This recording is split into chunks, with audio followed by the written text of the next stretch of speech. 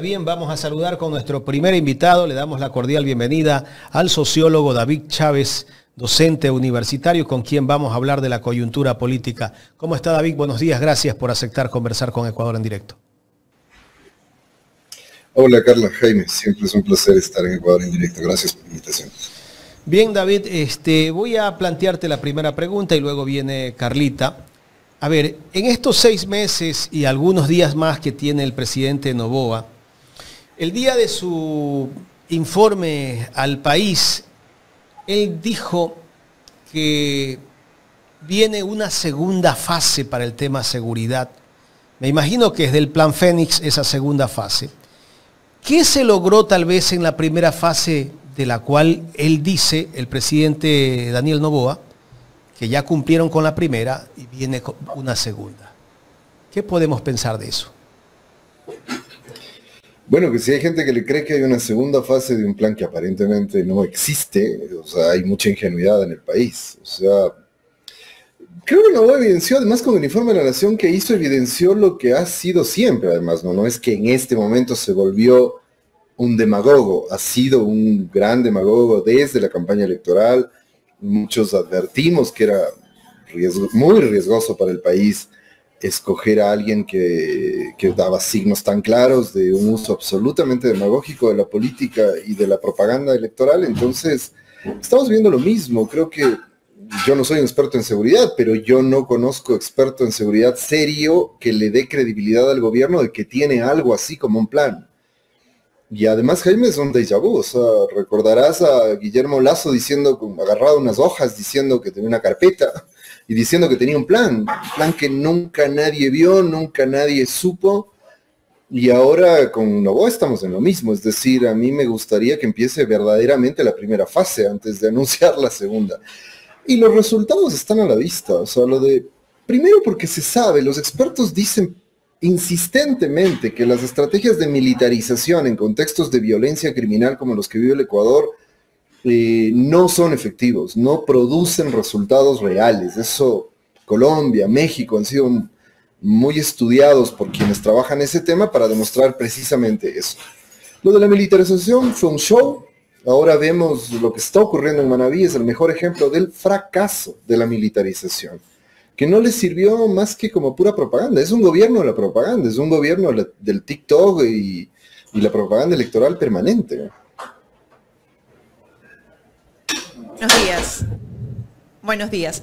Podríamos decir entonces en palabras coloquiales que es el mismo perro con diferente collar. La diferencia es que el collar de Noboa son las redes sociales, el TikTok. Y entonces nos preguntamos, ¿esto le va a alcanzar a Daniel Noboa para una reelección? Pero me parece una muy buena metáfora que la del perro con diferente collar.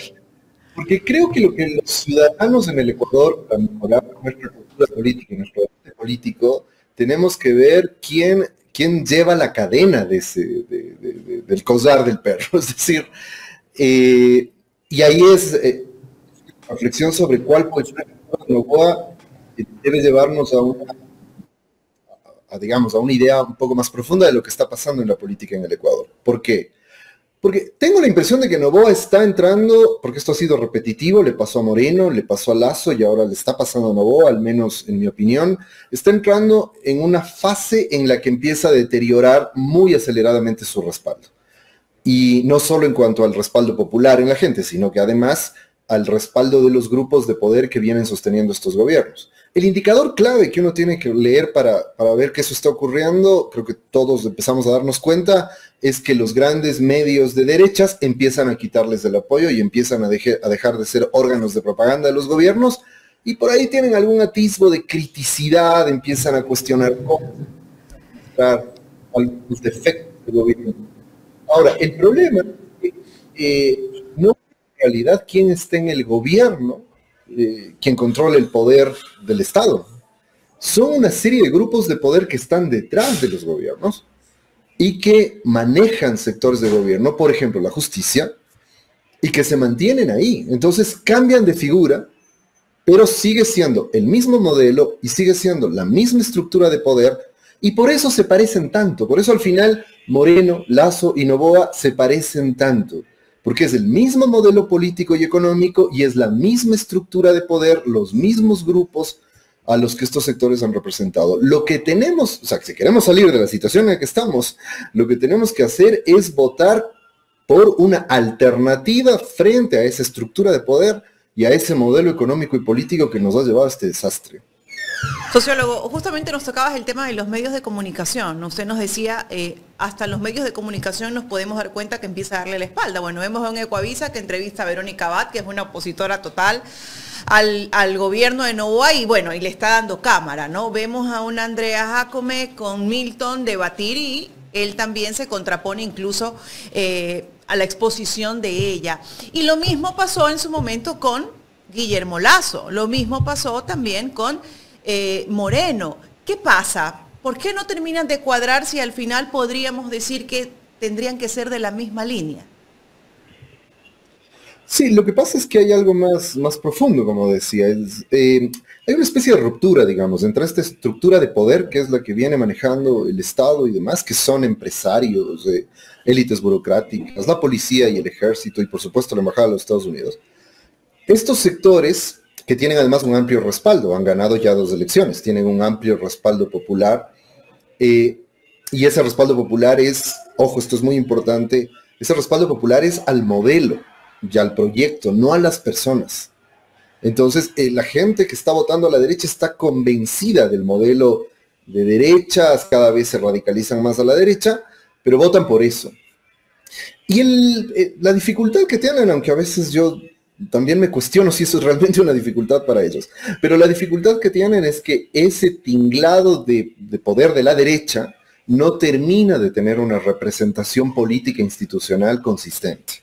Entonces van buscando figuras un poco, es una lotería electoral como ocurrió en la última elección, es decir, tenían varias figuras de la derecha, empresarios, más que empresarios, niños ricos, hijos de multimillonarios, que en medio de eso le tocó en suerte a este señor que ahora nos gobierna. Pero podía ser cualquiera. Y así más o menos ha venido funcionando el tema. Recuerda, Carla, que en la elección de 2019, cuando estaban peleando voto a voto Yacu Pérez y Guillermo Lasso el paso a la segunda vuelta, hubo sectores de derecha que empezaron a hacerle guiños al Pachacuti y a Yacu Pérez, porque veían que ahí podían tener algún tipo de representación para el tantra de la derecha y de cierta izquierda en este país, para derrotar al correísmo, para enfrentarse al correísmo.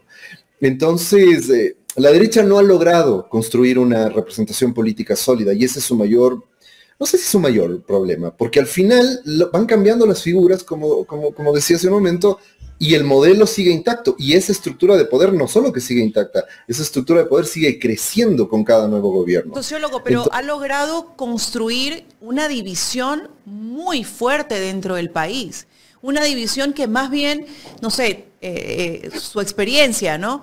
Pero yo no la llamo ni derecha izquierda, la llamaría correísmo, anticorreísmo, porque la pelea a veces vemos que ni siquiera es por ideología, es por si eres correísta o no eres correísta. Sí, esa es la fórmula, pero sí es por ideología. O sea, yo soy muy crítico de quienes dicen, no, es que esto ya no es ideología. No, la ideología, cuando más se aproxima al sentimiento religioso, es decir, este fanatismo cerrado, donde no se oye razones y todo es una confrontación, debo decir, sobre todo al lado de la derecha, me parece que en la izquierda esto es un poco más complejo, sin querer decir que ahí no haya fenómenos parecidos, pero cuando llegamos a ese nivel de expresión de las ideas políticas, es ahí cuando hablamos de ideología en estado puro, ¿no? Es decir, la ideología, siempre se ha dicho en los estudios de la ideología, la forma más propia de la ideología es la religión, precisamente porque ahí se adscribe a un sinnúmero de creencias y sencillamente se defiende ese conjunto de creencias sin mayor mediación de reflexión o de debate. Entonces, eso es lo que está ocurriendo y esa es la forma que tiene la expresión ideológica de izquierda y derecha, que nunca es pura en ningún lugar del mundo, en ningún momento de la historia. Entonces, en la coyuntura política de las últimas décadas de este país, la disputa izquierda y derecha, que tiene que ver con una disputa de clases al final, es decir, esa es una disputa es lo que podemos llamar política de clases. Es cuando la lucha entre clases sociales logra traducirse a la esfera institucional de la política, adquiere formas específicas, ¿no? No siempre es la misma. Y esas formas suelen ser impuras, además. Y me parece que la forma que eso asumió en los últimos años en el Ecuador, inclusive a pesar de los propios actores políticos, es esta disputa correísmo-anticorreísmo, que es al final la forma, como digo, de la disputa izquierda y derecha. Ahí es muy difícil decir que quien es anticorreísta no tiene ideas de derecha, aunque estén mezcladas con algunas otras ideas, pero casi siempre hay ahí un tinglado ideológico que comparte el electorado y la población que está de ese lado, e igual del otro lado. Y solo añado algo más, Carla. Yo siempre he dicho, no hay que asustarse, es decir, creo que tenemos que pasar del debate de estigmatizar eso y decir esto es malo, esto no está bien. No, el que haya una confrontación política más clara entre estructuras ideológicas más o menos bien definidas, no es necesariamente malo. El problema del Ecuador es que esa disputa en los últimos años se ha zanjado por vía antidemocrática, se ha zanjado a través de la persecución judicial, a través de la estigmatización y la criminalización de la izquierda, a través de la exacerbación de un odio de clase. Por eso también yo digo, esto no es odio en abstracto, esto es un odio de clase y por tanto es un odio fascista. Es decir, mecanismos completamente autoritarios y antidemocráticos. Ese es el problema para mí, es decir, que al otro lado del espectro político le han impedido una participación plenamente democrática. Entonces, el problema no radica en la confrontación, el problema radica en que es una confrontación autoritaria y neofascista desde la derecha. Bueno, ahora otro punto, sociólogo. Al fin de cuentas, aquí podríamos, entre comillas, decir que vivimos en democracia y quienes escogen a los gobernantes es el pueblo.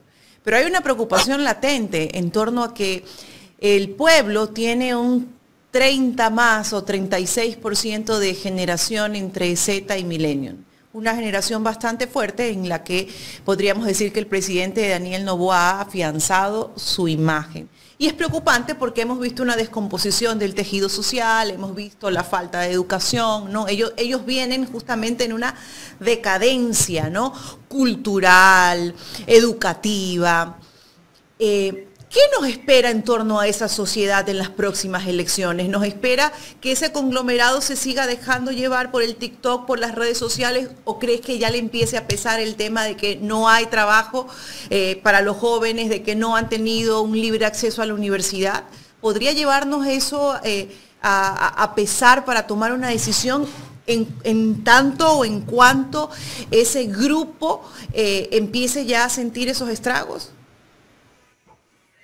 Bueno, es una pregunta bien difícil porque ha sido la pregunta de las últimas elecciones, ¿no? Es decir, cómo se va a comportar el electorado y qué va a pasar con ciertos segmentos de la población. Yo ahí, lo que me animaría a decir de entrada es que yo no soy muy amigo de empaquetar a la población joven, son jóvenes, entonces apuestan por la banalización de la política, son la base social del neofascismo y demás. Y me parece que hay matices. Yo me animaría a decir que sí, quizá los datos han venido mostrando más o menos eso. Recuerdo sobre todo unas mediciones de Comunicaliza en las últimas elecciones. En los segmentos más jóvenes hay un voto un poco más hacia la derecha que hacia la izquierda, pero no quiere decir que no haya un voto de izquierda importante. Había ciertos segmentos entre los más pequeños, en donde, es decir, entre los chicos de 18 años, me parece, no recuerdo exactamente los datos, en donde inclusive esa tendencia no se revertía, es decir, el voto estaba un poco más a la izquierda que a la derecha, con diferencias mínimas en todos los casos. Pero lo que quiero graficar con eso es que no necesariamente hay un voto apoyante y absolutamente mayoritario hacia la derecha. Me parece que ahí hay la posibilidad de construir otro tipo de cosas. Ahora, en términos generales, el problema lo que nos ha enseñado la política en el Ecuador en los últimos años es que hacer un buen gobierno, tener cuadros técnicos, tener proyectos de gobierno, tener un proyecto nacional, sirve para muy poco en el contexto político nacional actual. Precisamente por lo que decía en respuesta a tu pregunta anterior, precisamente porque este es un momento de la política en donde está condensada ideológicamente la política. Entonces, cuando escuchas, y digamos, porque hay dos versiones sobre esto habría que medirse, yo no tengo datos sobre eso, creo que no hay mediciones sobre eso, pero porque hay una parte del segmento del electorado de derechas que dice, o sea, que sigue creyendo en la esperanza de que votar por empresarios va a traer el desarrollo, que podríamos decir es un electorado ingenuo que se ha convencido de esa idea. Pero hay otro que me parece que es el más peligroso, que es aquel que dice, no me importa que estos gobiernos sean un desastre, pero yo voy a seguir votando por la derecha para que no regrese el correísmo. Entonces, eso es ideología en estado puro. Y ahí es más difícil, porque lo que está en juego es la representación y la identidad política que la gente tiene con un segmento, con unas figuras, con ciertas clases sociales. Ahí para mí las izquierdas lo único que tienen como opción es profundizar un ejercicio rotundo por recomponer la conciencia de clase de los sectores trabajadores en un sentido amplio, clases medias, obreros, campesinos, pequeños negocios, etcétera. Y me parece que las izquierdas no están muy empeñadas en eso. O sea, seguiremos teniendo el próximo gobierno de derecha, tal vez. Mi cálculo es que si no falla el modelo con el que hemos venido gestionando la política en los últimos años, es muy posible que sí. Porque hay una cosa que es curiosa, Jaime. Cuando uno mira el comportamiento electoral, si miramos así muy apresuradamente, la primera impresión que vamos a tener es que todo ha sido muy inestable. Hemos tenido muchos candidatos de derecha, sobre todo, muchos presidentes. Hemos tenido una especie de permanencia de los candidatos que han sido flor de un día, digamos, ¿no? Recuerda que en un momento, y siempre la nueva política, ¿no? Era Yacu Pérez de la nueva política, Hervas era la nueva política, antes inclusive Mauricio Rodas era la nueva política, Freire era la nueva política, etcétera. Ahora ya de ellos no se acuerda casi nadie, ¿no? Entonces, Topic era la nueva política, quizá Topic se vaya diluyendo también. Entonces, claro, en un primer pantallazo parece que la política es muy efímera, que todo cambia muy rápido, pero cuando miramos el comportamiento sostenido a lo largo del tiempo del electorado, en cambio ahí no cambia nada. Es decir, o cambia muy poco. Hay un comportamiento estructural muy fuerte. O sea, es decir, los sectores que votan hacia la izquierda vienen votando hacia la izquierda desde hace muchas elecciones atrás. Los sectores que votan a la derecha vienen votando a la derecha desde hace muchas elecciones atrás. Es la clásica contraposición costa-sierra. La izquierda antes ganaba, David. No, sí. O sea, en los últimos años.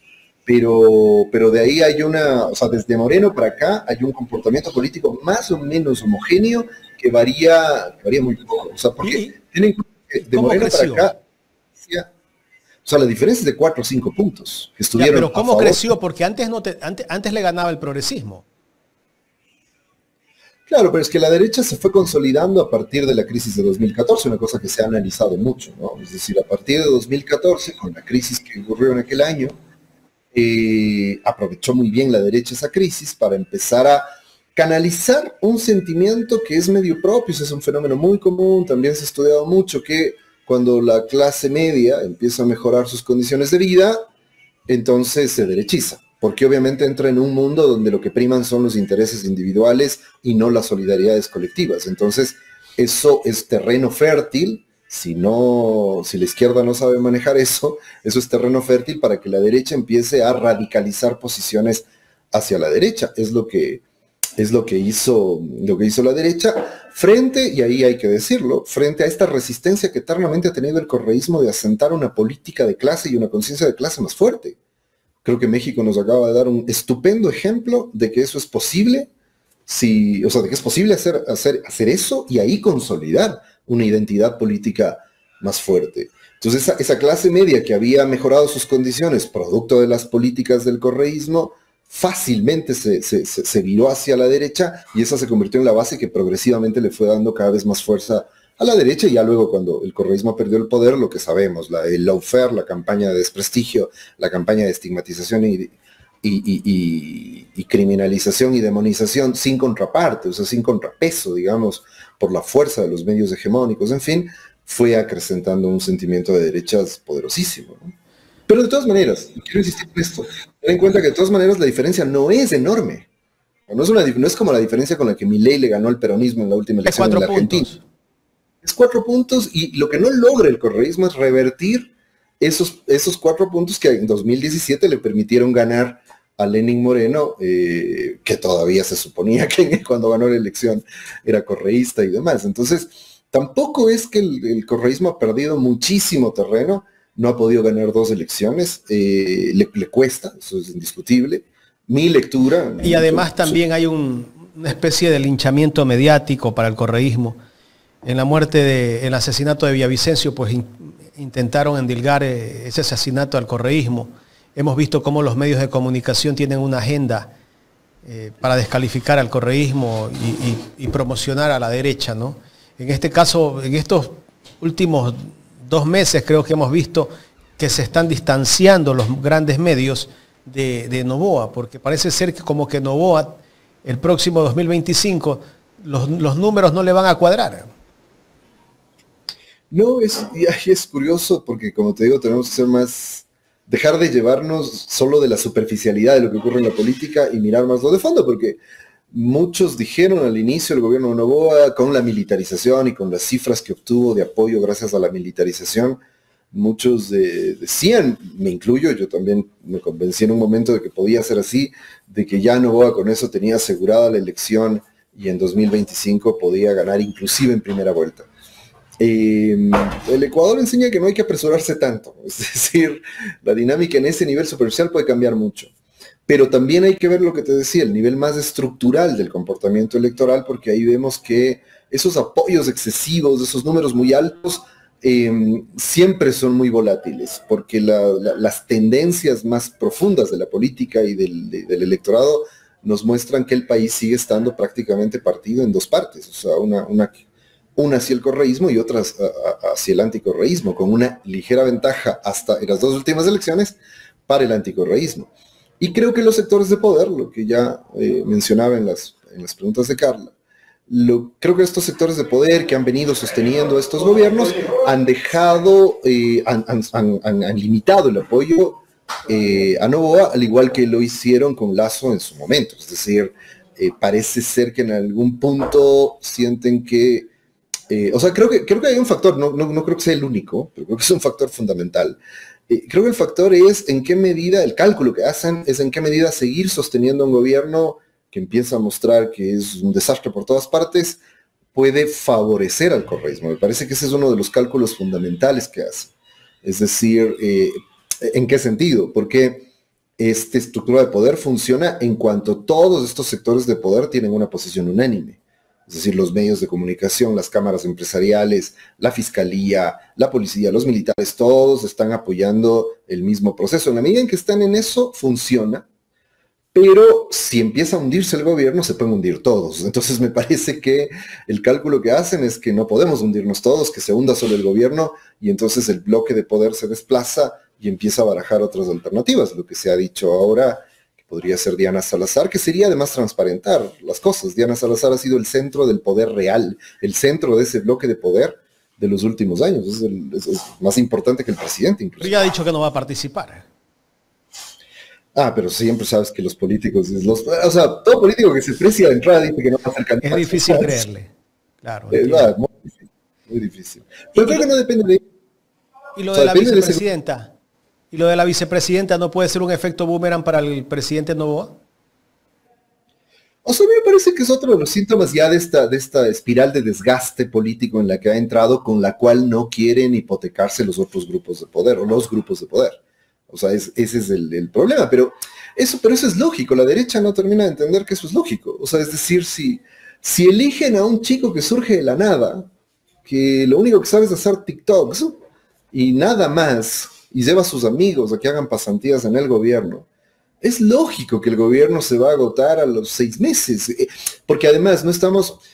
Mira, si fuésemos un país ya con una institucionalidad medianamente sólida, con un proyecto y políticas públicas que funcionan por su cuenta, hasta inútiles como Noboa o como Lasso y Moreno podrían gobernar. Pero cuando se trata de un estado, de un país en una crisis tan dramática, con un estado destrozado como el que tenemos, el que llega esta gente, que además es lo que llegan por otro lado, es a la rapiña de sus negocios privados, como nos lo han demostrado todos estos últimos gobiernos, entonces es la receta para el desastre. Pero, como te digo, yo creo, o sea, uno lo puede ver como sí, ese es un problema para la derecha porque no tienen representación política, no tienen liderazgos, no tienen cuadros técnicos. O sea, dejemos de lado liderazgos políticos fuertes, no tienen cuadros técnicos. Miren los ministros que tienen, son deplorables. Pero cada vez yo me convenzo más de que eso para ellos no es un gran problema, porque al final tienen controlado el poder, hacen sus negocios, persiguen a su principal enemigo, que es el correísmo, y lo neutralizan, y la gente lo sigue votando. Es decir, destrozan el país y la gente lo sigue votando.